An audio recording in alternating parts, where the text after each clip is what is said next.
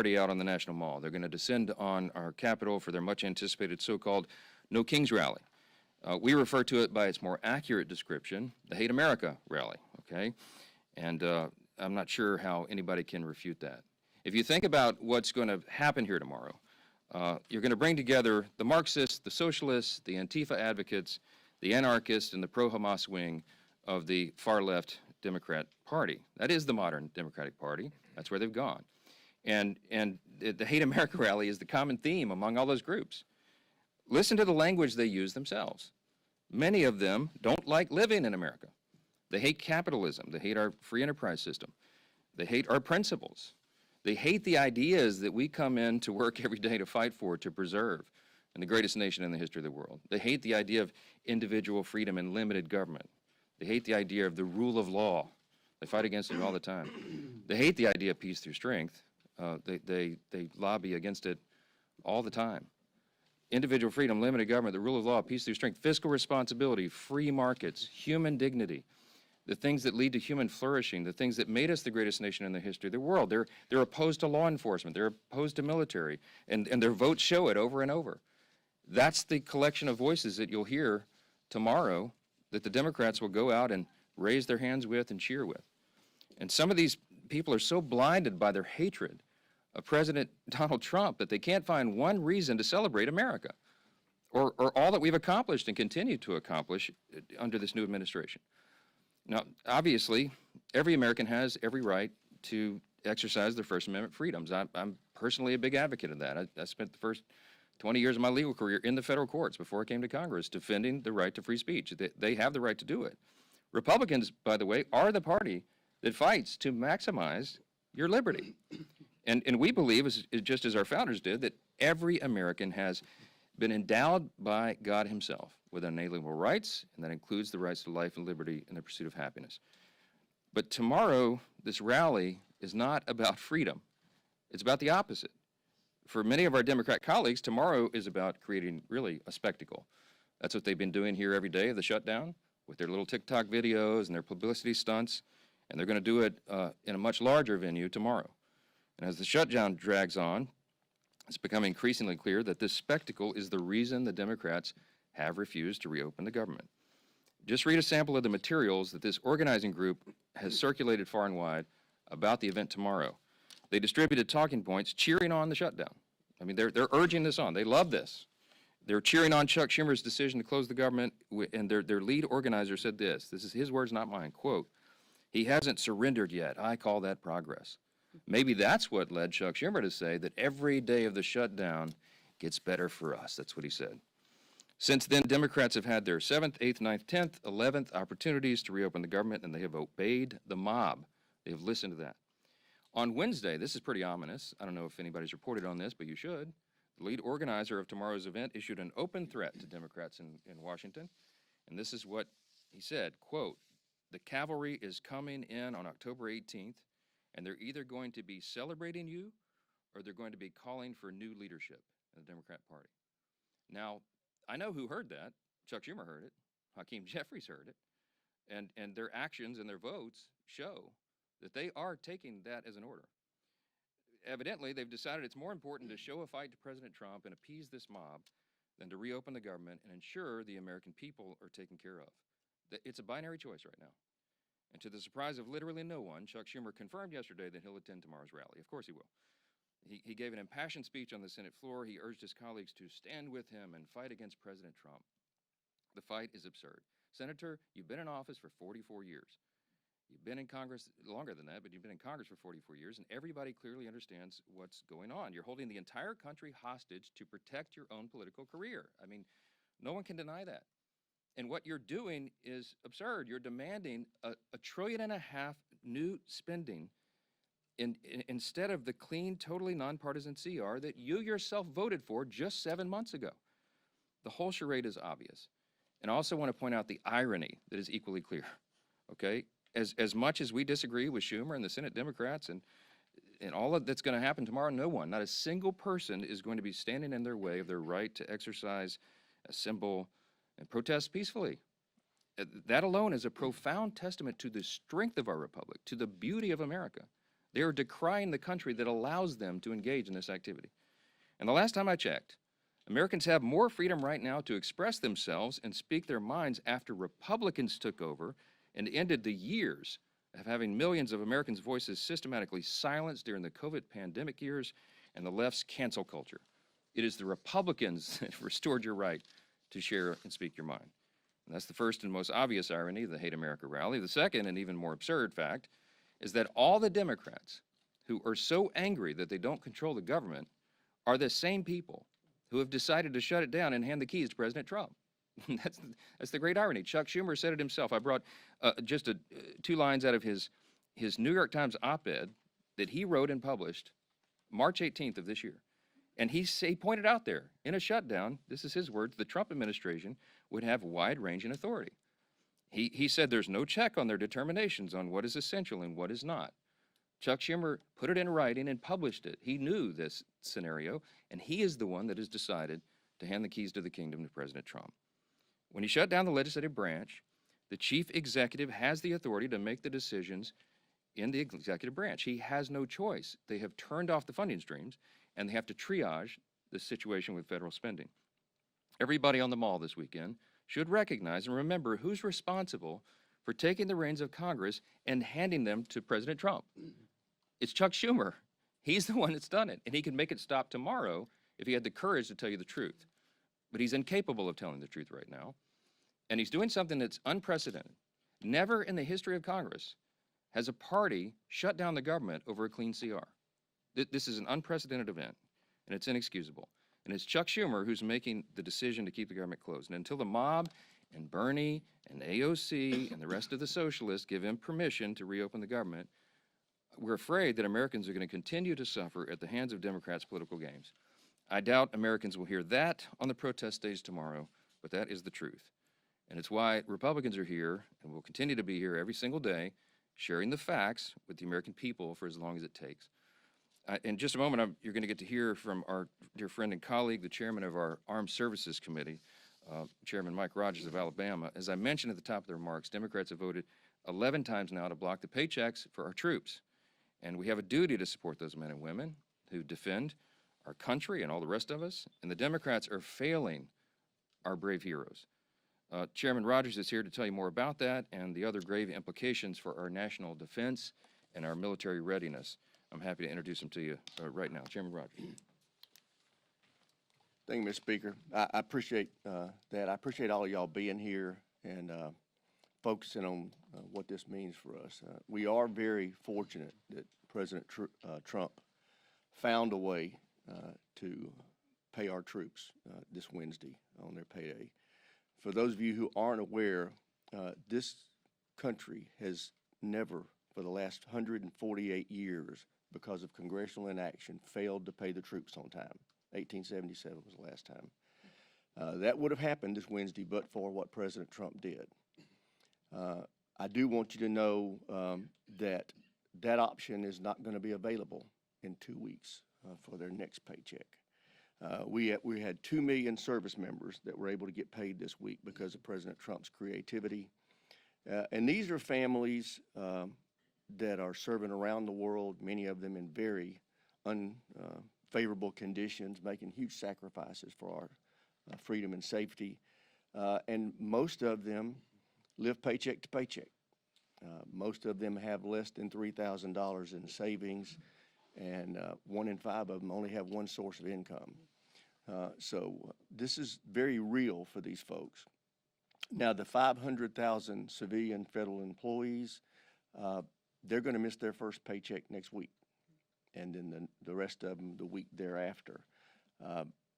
This is going to get really painful for a lot of civilian employees. Obviously, I think about the DOD civilian employees, but throughout the federal workforce, people will start missing their first paycheck next week and the week after, and it is solely at the feet of Chuck Schumer and the Democrats in the Senate.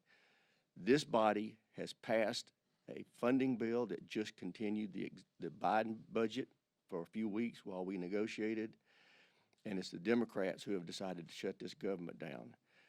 Another consequence that we're dealing with, we were just informed last night by the National Nuclear Security Administration, the group that handles and manages our nuclear stockpile, that the carryover funding they've been using is about to run out. They will have to lay off 80% of their employees. These are not employees that you want to go home. They're managing and handling a very important strategic asset for us. They need to be at work and being paid. Other things that some of our civilian and active duty, the active duty employees are having to suffer is they don't get to do routine medical and dental care when they're in a shutdown. They don't have tuition assistance when they're in a shutdown. If you're got a permanent duty change of station that's occurred during the shutdown, you're just stuck. Your apartment may already be closed. You may be your furniture on a truck going somewhere, and you're just stuck in limbo. All these things are real life problems for people that are being imposed on them by the Democrats. Russia, China, Iran, North Korea, their governments are not shut down. These are the members of the axis of evil that we're having to deal with, and we need our Defense Department operating on all cylinders. Y'all know we've recently passed the reconciliation bill. We're in the middle of contract negotiations for nuclear submarines, for destroyers, for aircraft carriers. All that had to stop because of this. We have personnel that are supposed to be analyzing our intelligence gathering. They're gone home. They've gone home. They can't do their jobs. This has very real national security implications that Chuck Schumer has imposed on this country, and it needs to end. It needs to end, especially now before people start missing paychecks. And with that, I'll yield to the leadership. Thank you, Chairman Rogers. Well, Chairman Rogers just laid out some of the dire consequences that are happening today because Chuck Schumer decided to shut down the government. And a lot of people ask, what's the off-ramp? And especially they ask, what changed in Chuck Schumer from just a few months ago, back in March when Chuck Schumer voted for these very same funding levels? Chuck Schumer himself voted for these funding levels in March, and today he's shutting the entire government down, jeopardizing America's national security over those same levels. And so what changed? And I think you don't need to look any further than what you saw on the stage in New York last night. A debate between the leading candidates for mayor of New York to see how far Chuck Schumer's party has moved to the socialist left. When you see Mondami, who's the leading candidate, and by all accounts is going to win going away for mayor of New York, has taken over the Democrat Party in the state of New York. And his main opponent on that stage, there is no bench in the Democrat Party. It was disgraced former Governor Cuomo, who was run out of office for, among other things, instituting policies during COVID that led to the death of thousands of senior citizens. That's the best that the Democrat Party has to offer in the city of New York. And so Chuck Schumer's watching all of this and recognizing that from March till today, his own party has moved so far to the socialist left that he's now afraid for his own political future. And to try to hold on and grasp one last ounce of power for himself, he's willing to jeopardize millions of American families. And that is who is paying the consequence for Chuck Schumer's actions, for the tantrum that he's having. He is more concerned, as the speaker pointed out, at impressing the Hate America rally crowd that's coming up here tomorrow than he is about not solving all of our problems. Tomorrow, if he voted today to open up the government, it wouldn't solve our differences. And we all know we have big differences. We have 3 appropriations bills that are in a conference committee that, frankly, Republicans and Democrats on those committees had already worked out the differences. And it was Chuck Schumer who walked away back then a few weeks ago and decided then he was going to shut the government down. Not because we had really big differences on those policies, but because he needed to appease the radical base that had taken over his own party. And so maybe as Chuck Schumer starts realizing the consequences of his actions, and maybe it's the people that are holding Chuck Schumer hostage that we need to make an appeal to release Chuck Schumer so he can release the American people. But over and over again, we're going to keep talking about the damage that Chuck Schumer's actions in shutting down the government are causing on real people. Our men and women in uniform, yes, President Trump was able to stave off for a few more weeks by finding money to pay for them, but as Chairman Rogers pointed out, that account's about to go dry. But there are other federal employees that were not able to get paid just in this most recent pay schedule. And my local media outlet, WWL-TV, just did a story today that went live about the consequences to those federal employees. We're talking about thousands of people just in Southeast Louisiana. Maybe Chuck Schumer doesn't care about those people, but his party is causing pain through a lot of corners of this country. I want to read a quote from the director of the food bank in the New Orleans area. He said, quote, "Demand is up, supply is down, and now we're getting hammered by the fallout from the government shutdown as more and more people who may have been expecting to get that paycheck to buy groceries. So now they'll come to us or one of our 500 partners to get food assistance." That was the chief strategy officer of Second Harvest Food Bank in New Orleans, just representing one area of the country where thousands of federal workers can't even afford to buy groceries and are going to a local food bank so that Chuck Schumer can appease the most radical socialists in his party. This is affecting real people.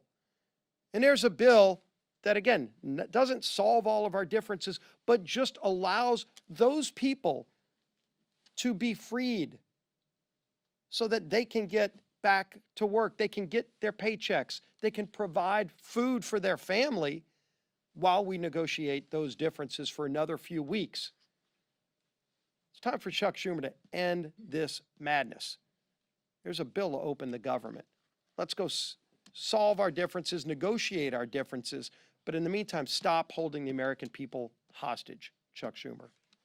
Yield now to our conference chair, Lisa McClain. Thank you. Well, happy Friday, everybody. Here we are again. It's been almost a month since House Republicans passed a bill to keep your government open. And what have Democrats done in all that time? They have voted now 11 times to shut the government down. Shut the government down. 10 times to deny paychecks to troops. 10 times to block food assistance from struggling moms and families. 10 times to close our national parks. And 10 times to force our TSA agents, Border Patrol officers, and air traffic controllers to work without pay. Why? Ask yourself why. Because Democrats are holding the American people hostage, using you as leverage to demand more wasteful spending. That's what they want, to the tune of $1.5 trillion of that. And what do they want you to spend your money on? Well, again, let's take a look at it again. I know I sound like a broken record, but these are the facts. Government benefits for illegal immigrants. They want to spend your tax dollars on that. They want to spend your tax dollars on handouts to left-wing media outlets. They want to spend your tax dollars on to fund LGBTQ awareness campaigns, not here, but overseas. Because your money should be spent on LGBTQ awareness overseas. And pet projects that President Trump already shut down for being wasteful and woke. See, the Democrats like the wokeness, and they advocate for the waste, the fraud, and the abuse. And they advocate for that on your backs and with your money. It makes no sense until you see who's really calling the shots. This weekend, we'll see mobs of radicals at the I Hate America rally. And you'll see them across the country. These are the same activists who pressure Democrats to keep our government closed, to hurt you, to divide us, and to push their far left agenda. So when you see those images, remember this. This is who Democrats are fighting for. Not you, not our troops, not the hardworking moms down the street. They're fighting for the most radical voices in America. And make sure that they own that. right? It's time to stop catering to the protesters and start standing with the American workers. Open the government, pay our troops, reject Chuck Schumer's dirty little deal, and let's get back to work for the American people. Thank you. Okay, questions? Yes, sir. Mr. Speaker, what's your message to the 170 or so U.S. citizens who have been detained by ICE? About 20 of them are children. And to your GOP colleagues, do you support ICE raids in the agriculture and hospitality sectors of your districts?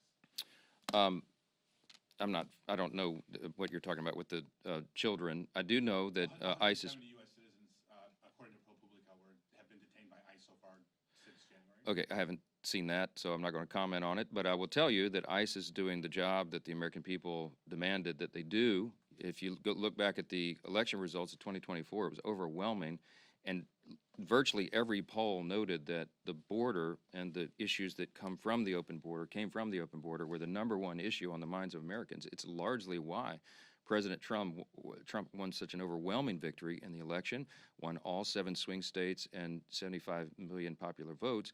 House Republicans got 74.8 million popular votes, the highest vote total we've ever had in history, and largely because we were talking about the madness of the open border and all the chaos that ensued and came from that. Now, the border has been totally closed. There's virtually 0 illegal crossings now in the last 4 months as it's been recorded, and that's because you have strong leadership. The Immigration and Customs Enforcement, that's what ICE stands for, don't forget. They're enforcing federal law. They're enforcing the federal immigration law. There's about 20 million people who crossed that border when it was wide open for 4 years. And a lot of them are very dangerous people that need to be rounded up and sent right back home, and they're doing their very dead level best to do that. But anyone who breaks our law has to make account for that, because you have to enforce the law or you don't have a sovereign country. If you don't have a border, you don't have sovereignty. The administration is doing the best they can. They're trying to ensure that we get some sanity back to the situation. Ultimately, we need comprehensive immigration reform to deal with all this. You'll never be able to round up 20 million illegal aliens, but they've focused their attention early on, and you can see by their actions, they focused on the dangerous criminal illegal aliens who came across the country, and that has been roundly applauded by everyone in America because it did us great harm. And it will continue to do us great harm if you don't have a strong commander-in-chief. Yes, ma'am. Yes. Thank you very much. Hakeem Jeffries earlier today said to expect swift legal action if Adelaide Grijalva isn't sworn in today during the pro forma session. What's your reaction to that? Are you still committing to only swear her in once the House is back in session? I thought Hakeem was a better attorney than that. It's a publicity stunt by a Democrat attorney general in Arizona who sees a national moment and wants to call me out. She has nothing whatsoever to do with what's happening in Congress. Rep-elect Grijalva is to be congratulating for winning her late father's seat. We love that. We're going to administer the oath to her as soon as we get back to our regular legislative session, as I've said 1,000 times. That is the issue. I'm following the Pelosi precedent, by the way, as I've noted here. Our dear friend and colleague, Julia Letlow from Louisiana, won her special election in similar circumstances, replaced her late husband, who passed away tragically because of COVID, Luke, our friend, and Julia won the race, and Nancy Pelosi took 25 days to administer the oath to her, and no one held a rally or stomped around or barged indoors or did TikTok videos about it, because we understood that was the way the process works. If you look over the history of the institution, this is how it works. No one is impeding her. And by the way, I would say to Rep. Grijalva, if her Democrat colleagues and leadership have not informed her, you can be serving your constituents right now. You have an office. She's hired 16 employees. They keep going by and knocking on the door and pretending it's locked. If it's locked, it's because Rep. Grijalva is choosing not to represent her constituents. She can be handling their calls, directing them appropriately, and doing lots of important work right now. I don't know if she is. I hope she is. No ill will towards her at all. I'm going to congratulate her, as I do every colleague who comes in, and we'll do it as soon as we can get the government open again, and get all these Americans who are suffering taken care of. Yes, ma'am. Back here. Thank you. What is your reaction to Representative Marjorie Taylor Greene saying this is a serious issue in regards to Representative Corey Mills and accusing you of hypocrisy over the handling of this situation versus George Santos? I don't know. I try not to react to what Marjorie Taylor Greene says every day. I did see, somebody told me that she accused me of ousting Santos, which of course is the exact opposite of the history. Everyone can go review what happened. I opposed his expulsion from Congress. I voted against it. I advocated to my colleagues not to do that. And you can take George Santos's word for it himself. I think right before he submitted to prison, he did a very friendly social media post about me and how I'd been such a great friend to him and a help to the guy. I had a lot of, I was trying to reach out to him as I would any colleague who's in a difficult situation. And I'll be frank, I talked to George Santos about redemption and about, God's mercy and grace. So look, I don't know what Marjorie's talking about. Corey Mills, I noted a few days ago when I was asked about Corey Mills, I'm aware of the allegations against him. I'm an attorney, so I'm going to reserve judgment on that, let the legal process play out as I should, as anyone would expect. But what I said about Corey from the podium, I meant he's been a very hardworking member of Congress. He digs in deep on his areas of expertise and all of that. And, he's served his constituents faithfully so far as I've seen. I mean, he's been, a hardworking colleague here.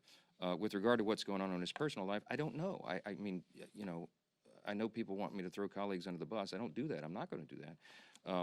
And we'll let the legal process play out. So thank y'all so much.